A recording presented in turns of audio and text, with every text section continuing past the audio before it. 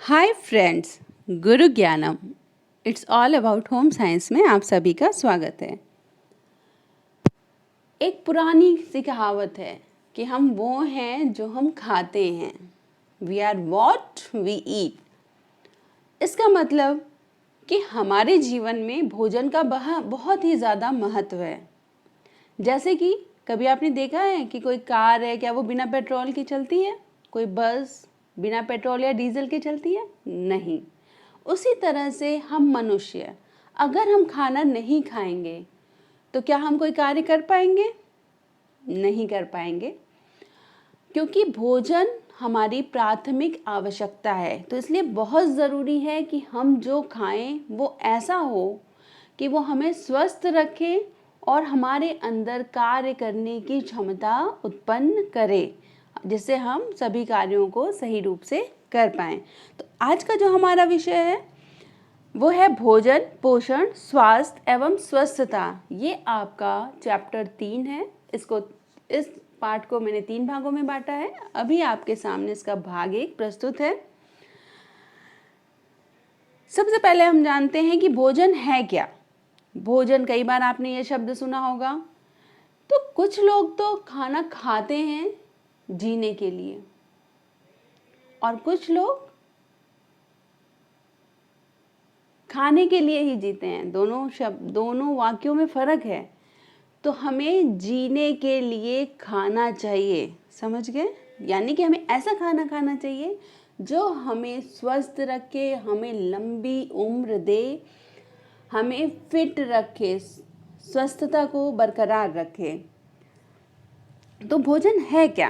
आप सभी जानते हैं, प्राथमिक आवश्यकता है। एक मनुष्य बिना भोजन के नहीं रह सकता है।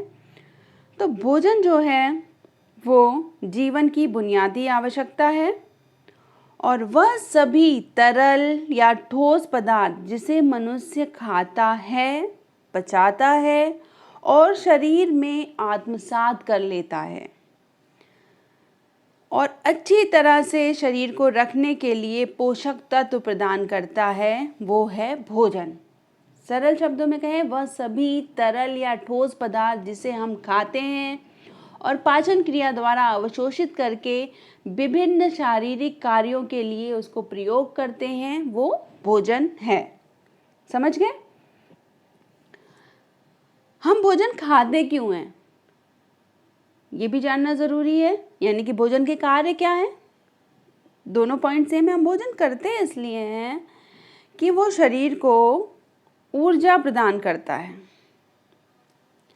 जब भी हम कुछ नहीं खाएंगे तो हमारा शरीर निष्क्रिय हो जाता है। आपने देखा कभी एक मनुष्य बिल्कुल निष्क्रिय होता है? नहीं। प्रत्यक्ष या अप्रत्यक्ष रूप से शरीर की जो सारी क्रियाएं हैं वो हमेशा चलती रहती है। कभी ऐसा नहीं होता है कि हम कुछ नहीं कर रहे हैं तो हम बिल्कुल, हमारी बॉडी भी कुछ नहीं कर रही है। समझ गए? तो यहाँ तक कि सोते समय भी हमारा दिल धड़कता है, हमारी सांसें चलती हैं, हमारा पाचन तंत्र काम करता रहता है। यानी निरंतर हमारे शरीर में कुछ ना कुछ कार्य होते रहते हैं और हम सभी जानते हैं कि काम करने के लिए कोई ना कोई ऊर्जा की आवश्यकता होती है।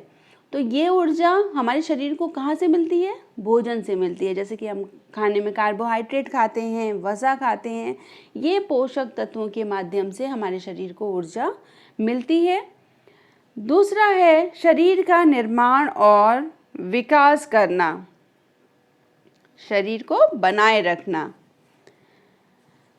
भोजन में वो सभी तत्व होते हैं जो नए, हमारे शरीर के नए तंतु, क्योंकि तंतु हैं वो टूट फूट होती है। आप हम अपने शरीर को एक मशीन जैसा समझिए। क्या होता है मशीन में? कभी कोई चीज़ टूट फूट हो जाती है, कभी चलना बंद हो जाती है किसी वजह से, तो क्या किया जाता है? उसको रिपेयर किया जाता है। वैसे मनुष्य का शरीर निरंतर काम करता रहता है, तो उसमें भी टूट फूट होती है। जो मांसपेशियां हैं, ऊतक हैं, उसमें उनका निर्माण करना, टूटे फूटे तंतुओं की मरम्मत करना एवं शारीरिक वृद्धि, ये सभी कार्यों के लिए हमें भोजन की आवश्यकता होती है, जिसके लिए हम क्या खाते हैं? प्रोटीन, खनिज लवण और जल के माध्यम से सारे तंतुओं का निर्माण और मरम्मत होती रहती है। शरीर में बहुत सारी कोशिकाएं होती हैं जो प्रोटीन से ही बनी होती हैं।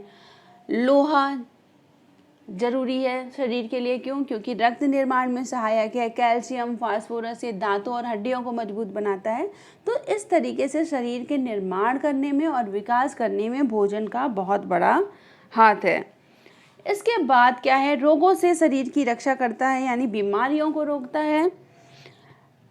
रोगों से बचने के लिए हमारे अंदर रोग प्रतिरोधक क्षमता खाने से ही आती है। जैसे कि विटामिन है, कुछ मिनरल्स हैं जो हमें अगर हमारे शरीर में उपस्थित होते हैं तो हमारे शरीर के अंदर एंटीबॉडीज़ डेवलप रहती है और रोगों से लड़ने की क्षमता पैदा हो जाती है।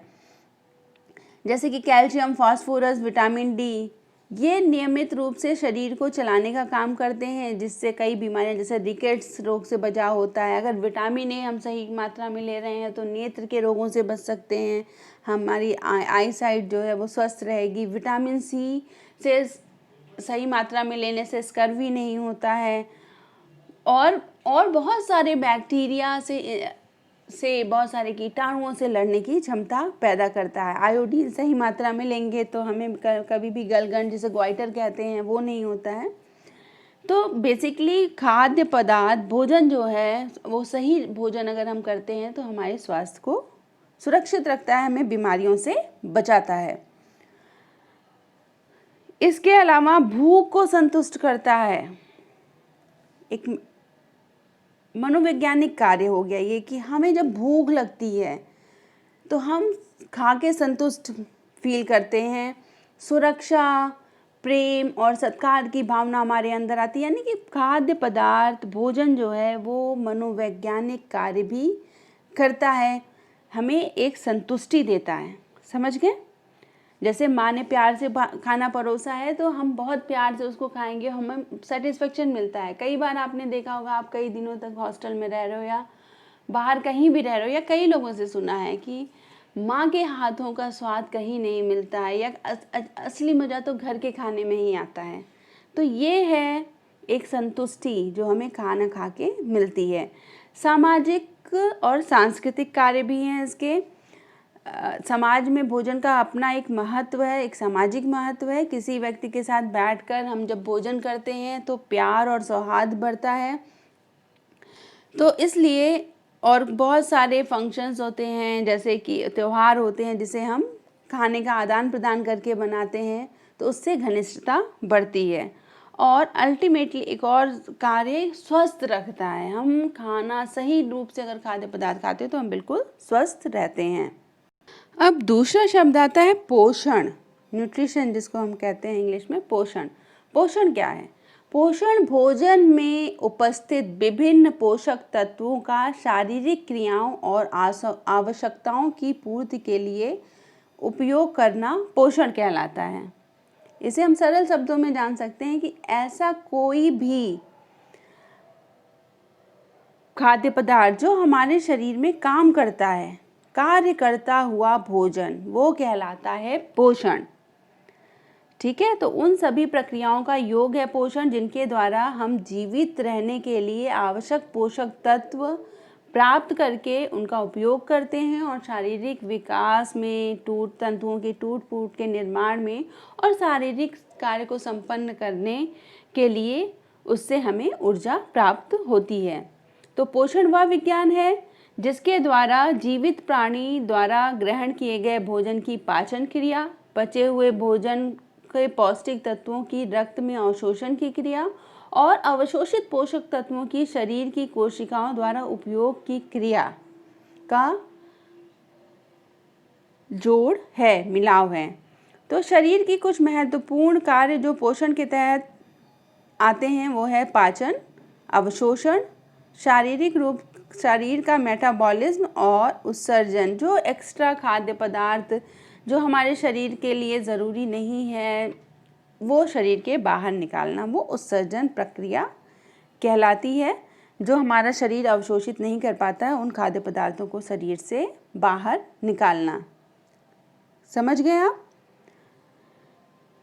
तो पोषण की अगर बात की जाए तो यहाँ एक बात आपको जानना और ज़रूरी है कि पोषण दो प्रकार के होते हैं। एक तो है सुपोषण, आपने सुना होगा कई बार, और दूसरा है कुपोषण। ये आपको जानना ज़रूरी इसलिए है कि कुपोषण क्या है और सुपोषण क्या है। सुपोषण, जब हम अपनी आवश्यकता अनुसार, हर एक व्यक्ति की आवश्यकता अलग अलग होती है खाद्य पदार्थों को लेके, उसकी आयु पर, उसके कार्य करने पर उस निर्भर करती है। तो अगर हम आवश्यकता अनुसार सभी पोषक तत्वों को उचित मात्रा में लेते हैं तो ऐसी स्थिति सुपोषण की स्थिति कहलाती है या उत्तम पोषण की स्थिति कहलाती है, जिससे हम स्वस्थ रहते हैं, मांसपेशियों का पूर्ण रूप से उससे विकास होता है, त्वचा और बाल चिकने और चमकीले और स्वस्थ होते हैं। जबकि कुपोषण, कुपोषण शब्द आपने ये शब्द भी कई बार सुना होगा, ये इसका मतलब है अव्यवस्थित पोषण, जब हम अपनी आवश्यकता अनुसार हर पोषक तत्व का ग्रहण नहीं करते हैं।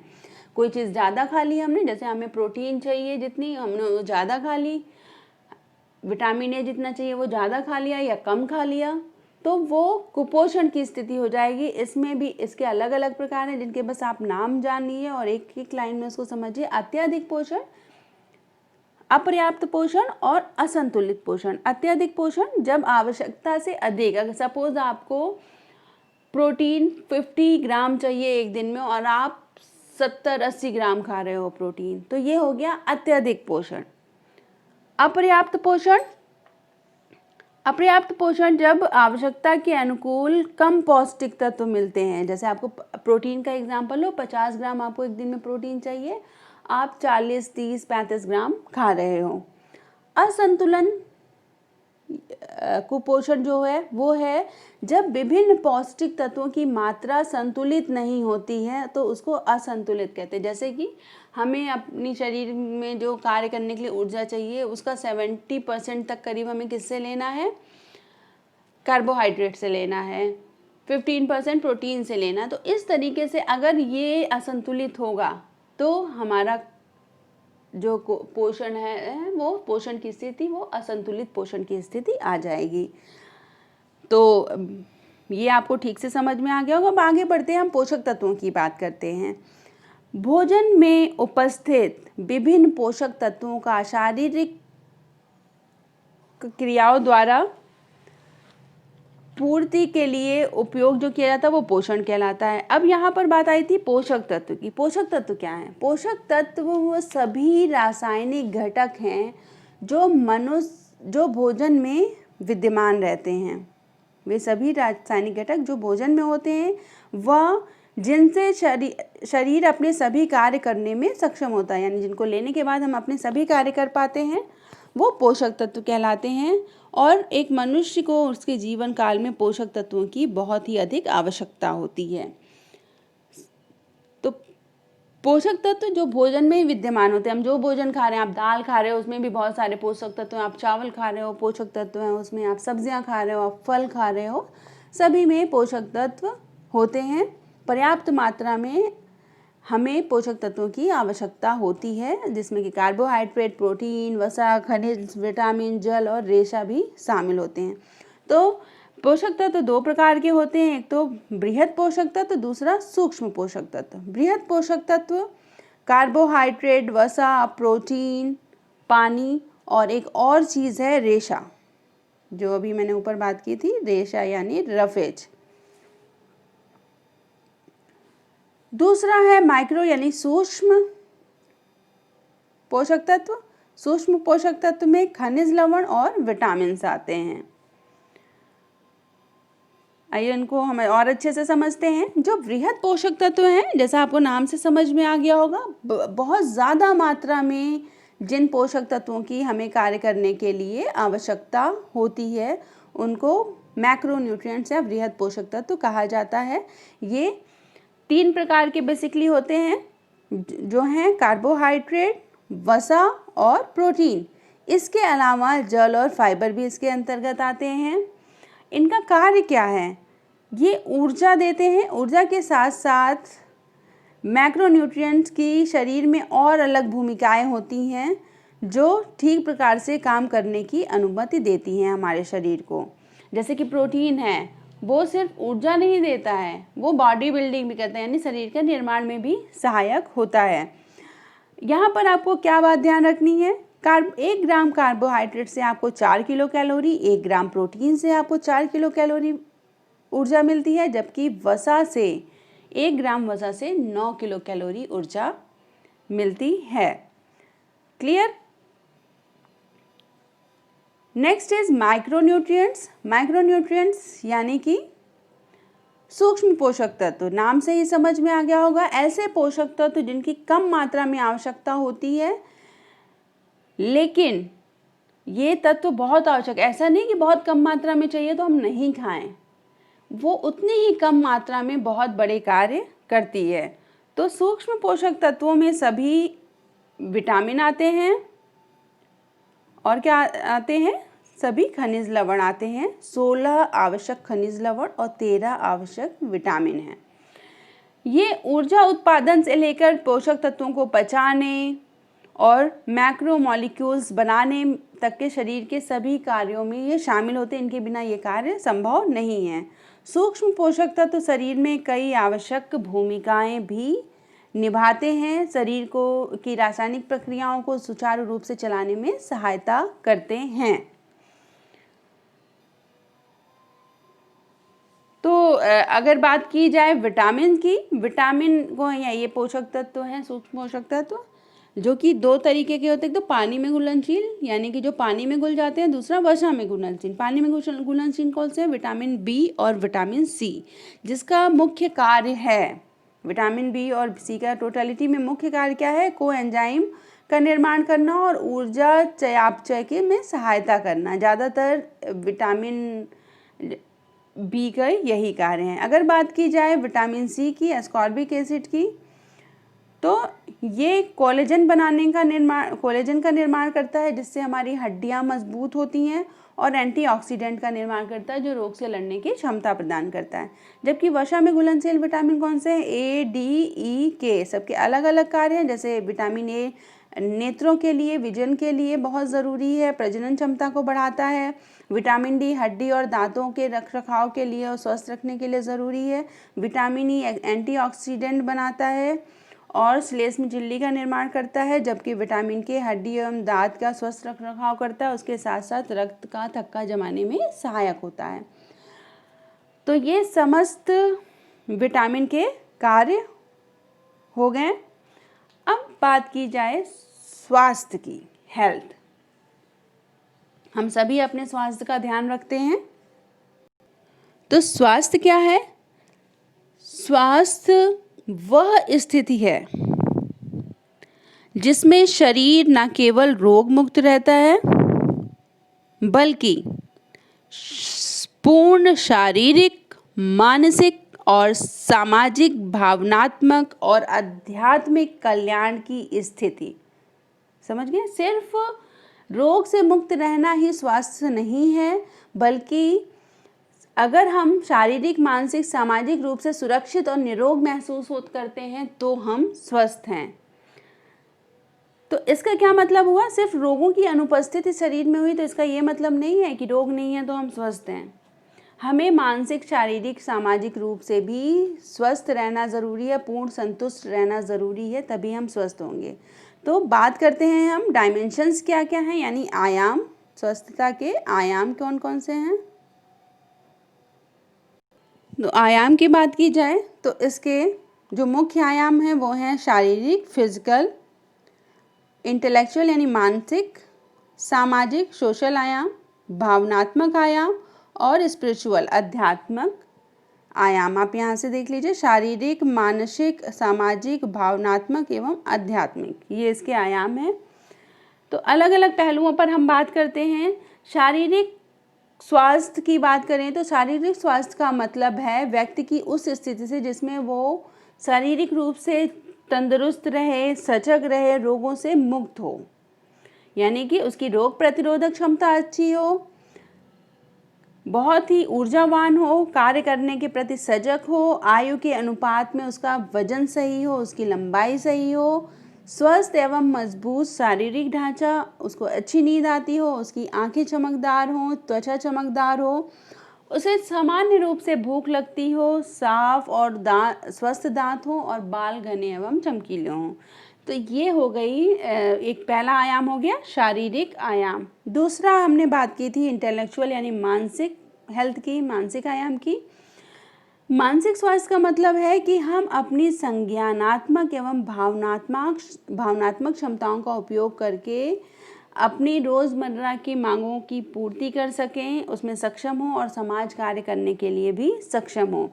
यानी कि हमारे अंदर एक अच्छी मानसिक क्षमता हो, कोई भी अचानक से स्थिति आ गई उसको हम निपटने को तैयार हों, चिंताएं एवं परेशानियां हैं उसे आराम से उबर सकें, मानसिक रूप से सजग रहें, अपने दिमाग को दौड़ाएं, जैसे जिसे हम कहते हैं कि चौकन्ने रहें, भावनात्मक रूप से स्थिर हों, बहुत ज़्यादा इमोशनल ना हों, दूसरों के प्रति परानुभूति हो, कठिन परिस्थितियों से उबरने की अगर क्षमता होती है तो हम मानसिक रूप से स्वस्थ होते हैं।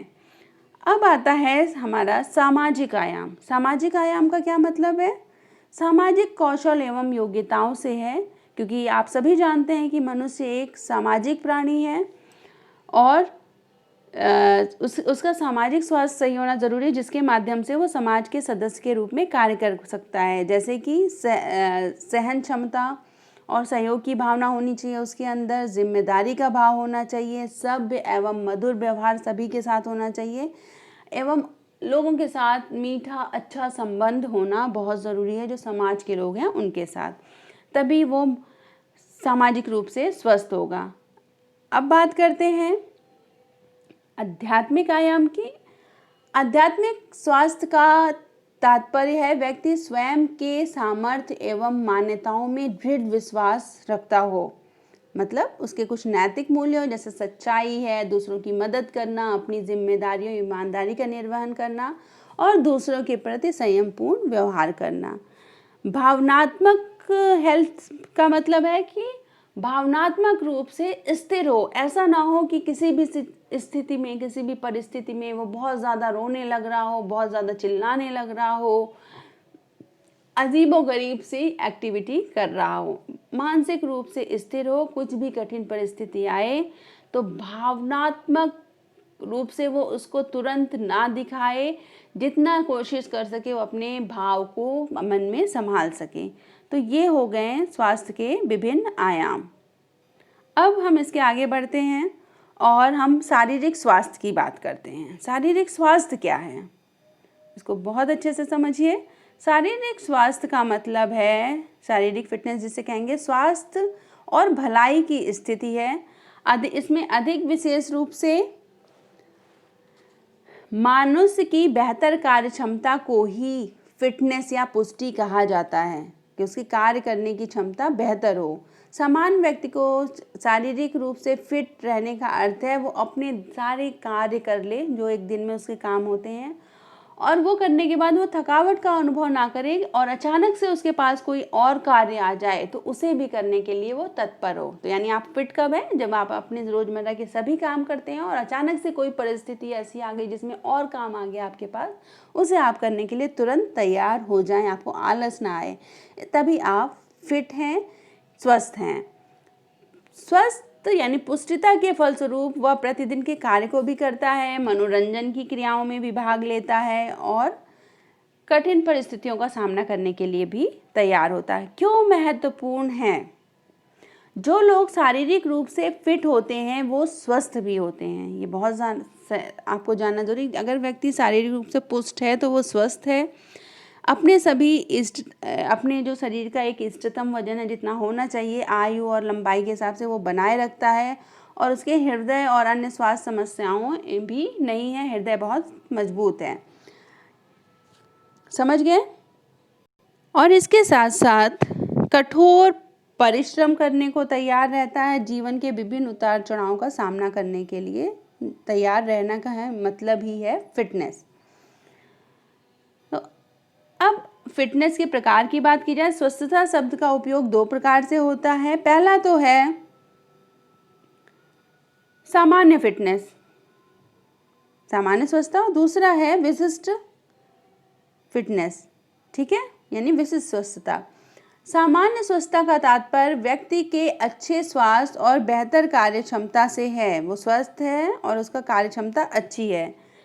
ये समग्र स्वास्थ्य का हिस्सा है, जिसका मतलब है एक स्वस्थ व्यक्ति के शरीर के वजन के रूप में अच्छी तरह से आसानी से थके बिना शारीरिक रूप से विभिन्न गतिविधियों को करने के लिए की क्षमता उसके अंदर होती है। जबकि विशिष्ट स्वास्थ्य या विशिष्ट फिटनेस का अर्थ है कि किसी विशिष्ट कार्य को पूरा करने के लिए ज़रूरी स्वस्थता है या उसके अंदर या नहीं है, जो किसी भी विशिष्ट कार्य को करने के लिए ज़रूरी होगी। अब आगे बात करते हैं हम शारीरिक पुष्टि के घटक कौन कौन से हैं। शारीरिक पुष्टि के जो घटक हैं यानी श्रेणियां हैं फिटनेस की, वो हैं कार्डियो रेस्पिरेटरी सहनशीलता। इसको ठीक से समझिए। कार्डियो रेस्पिरेटरी सहनशीलता का मतलब है निरंतर शारीरिक गतिविधियों के दौरान जो भी ऊर्जा चाहिए होती है, जिसको हम ईंधन कह सकते हैं, उसकी आपूर्ति के लिए शरीर का संचार और स्वास्थ्य प्रणाली की क्षमता है। शरीर सही रूप से रेस्पिरेटरी उसका सांस लेने की क्षमता बरकरार रहे।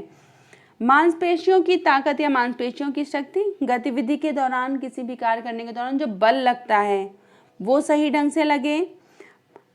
मांसपेशी सहनशीलता होनी चाहिए, यानी थकान के बावजूद भी हम अपना कार्य जारी रख सकें। ये ना हो हम ऐसे थक जाएं कि बैठ गए, अब मुझसे नहीं होगा, यानी कि आप फिट नहीं हो। शारीरिक थकान के बाद भी आप काम कर रहे हो अगर ज़रूरत है तो मांसपेशी सहनशीलता होनी चाहिए। लचीलापन होना चाहिए। जोड़ों में अच्छा लचीलापन जीवन की सभी अवस्थाओं में चोटों से रोकने में हमेशा मदद करता है। एवं शरीर की संरचना वो ऐसी होनी चाहिए कि मांसपेशी, वसा और अस्थियां, ये तीनों शरीर की रचना को दर्शाता है। वह स्वस्थ और वजन के प्रबंध के लिए महत्वपूर्ण है। अगर आप स्वस्थ हैं, आपका वजन आपके हाइट और वेट के हिसाब से, हाइट के हिसाब से ही आपका वजन है, उम्र के हिसाब से, तो आपकी शारीरिक रचना ठीक है। जब शारीरिक रचना हमारी ठीक होती है, यानी हम बहुत ज़्यादा कुपोषित नहीं होते हैं, अत्यधिक पोषण से ग्रहण नहीं होता है हमारे अंदर, तो हम कार्य को आसानी से कर सकते हैं। इसके अलावा शक्ति भी इसके अंतर्गत आती है और संतुलन भी श्रेणियों में आता है। अब बात करते हैं फिटनेस के लाभ क्या हैं, यानी शारीरिक एवं मानसिक पुष्टि के क्या लाभ हैं। तो सबसे पहले अपने वजन को नियंत्रित रखने में मदद करता है। हमारा वजन हमारे उम्र के हिसाब से होता है, उसमें मदद करता है। उसके बाद दिल की बीमारियों के जोखिम को कम करने में सहायता करता है, क्योंकि हम फिजिकली रूप से फिट हैं तो हमारी दिल की बीमारियां नहीं होंगी। अपने शरीर की रक्त शर्करा और इंसुलिन के प्रबंधन में भी सहायक होता है। मानसिक स्वास्थ्य और मनोदशा में सुधार करने के लिए सहायक होता है। उम्र के साथ साथ जो सोचने का, सीखने का तरीका होता है उसको भी बरकरार रखता है, तेज रखता है। ऐसा नहीं होता कि उम्र के साथ लोग, कई बार आपने सुना होगा, हम सब भूल जाते हैं। भूलते नहीं हैं, हम फिट नहीं रखते हैं अपने आप को, हम स्वस्थ नहीं रखते हैं। अगर आप स्वस्थ हैं तो आप कुछ नहीं भूलेंगे। हड्डियों और मांसपेशियों को मजबूत रखता है। आप कितनी भी उम्र के हो जाएं, आपके अंदर कार्य करने की क्षमता बरकरार रहेगी। कुछ कैंसर होने के जोखिम को कम करता है। हम फिट रहते हैं तो हमारे अंदर एंटीबॉडीज़ डेवलप हो जाते हैं, रोग से लड़ने की क्षमता उत्पन्न होती है, जिससे कुछ कैंसर से बचाव भी हो जाता है। गिरने के जोखिम को कम करता है। ऐसा नहीं होता कि हम कार्य करते करते थक जाएं और हम गिर जाएं, तो उस जोखिम को भी कम करता है।